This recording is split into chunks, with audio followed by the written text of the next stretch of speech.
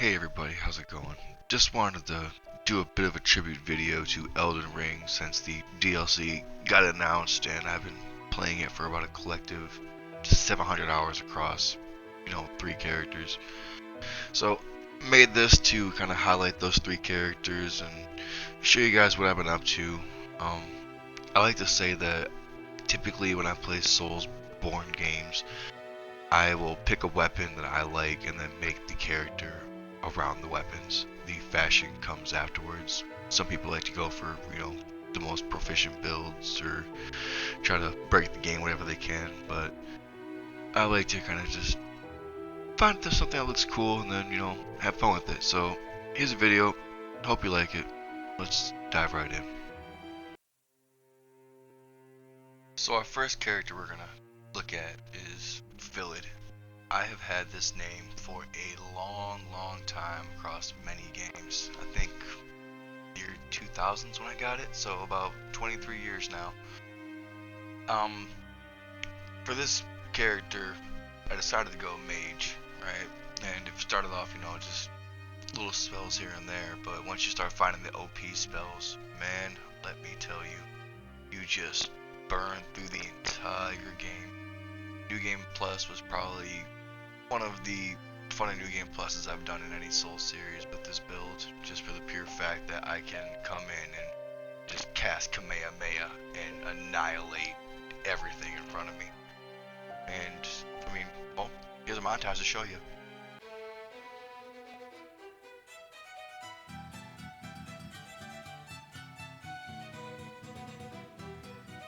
Just Kamehameha over.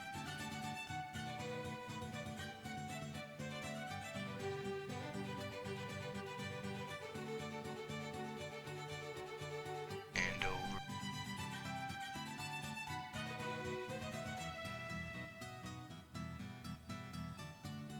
And over.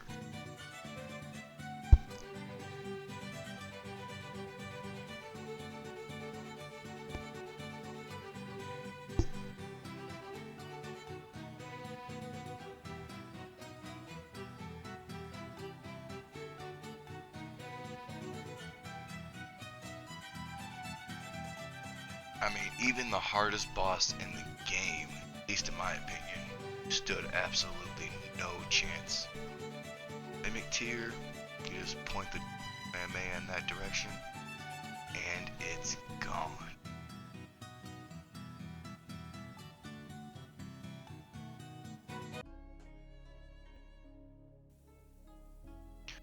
So up next we have another name that I have been using for the past 2 decades, which is Stratos.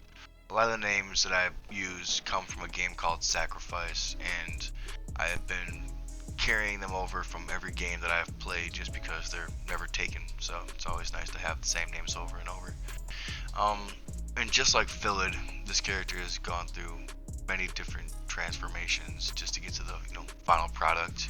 I started this character off with the idea of doing a bleed build and then somehow ended up making a level 80 madness invasion build, which was admittedly a lot of fun, and then made it all the way up to I believe 125 130, which I think was the meta at the time of me getting to that point according to Reddit, and that's just to optimize the number of invasions you can get and matchmaking and stuff like that. This may be the most fun I've had with PvP since Dark Souls 2. This spear that I am using right now, Valk Spear, is just ridiculously overpowered. And the fact that no one ever thinks to put, resistance into madness is, really advantageous. I would very much like to use this character in the DLC when it does come out, and I'm hoping, to recruit some more people in the process as well. But on top of invasions, you also have the honor PvP, which is people coming to here and just dropping red signs. I think this is the main hub for the community as a whole, of like people just wanting to PvP and follow the rules of bowing and sending hate mail if you don't follow every bit of etiquette. Don't heal, don't point down, don't make me cry, don't F me in the A because I can't handle people being online and doing online people stuff. You know, fun stuff. I would say for sure to anybody who ever wanted to make an affinity specific build that you should definitely try it. I would not want to come across myself with this character.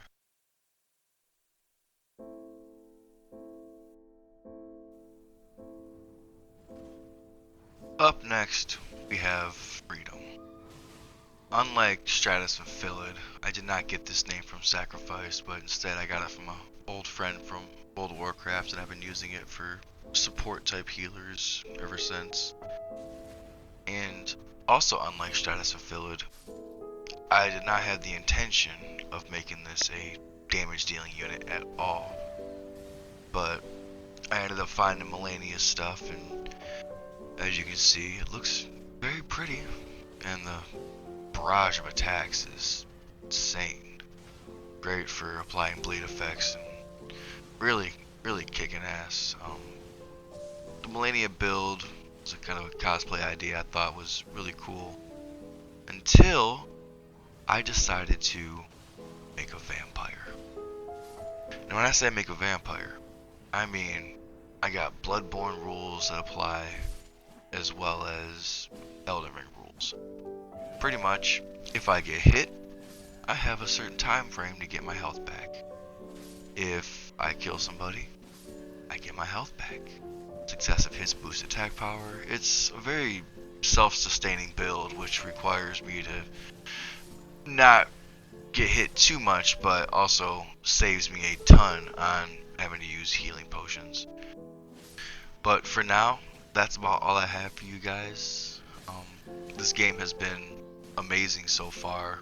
The DLC is going to be fun, I already know, and I hope that when I finally put the game down for good, I can look back on it and say, they did it justice. Very creative, a lot of research, community based, and it's definitely worth getting into if you ever want to give yourself a challenge. For those of you who have not played this game before, I know there's only about a handful of you that watch my videos, but I want to say to those of you that do and have made it this far, I appreciate you.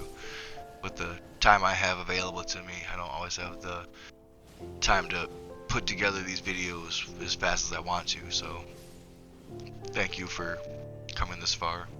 As always, I'm Philid, and I will see you guys in the next video. Thank you.